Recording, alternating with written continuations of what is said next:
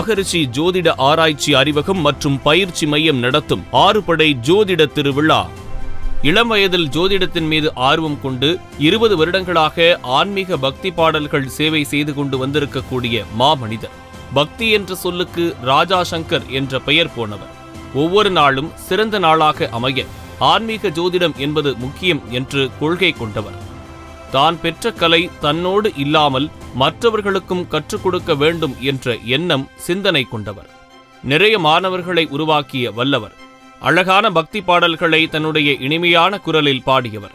தன்னுடைய வளர்ச்சி மட்டுமல்லாமல் ஜோதிட கலை வளர்ச்சிக்கும் சேவை செய்ய வேண்டும் என்ற எண்ணம் கொண்டவர்.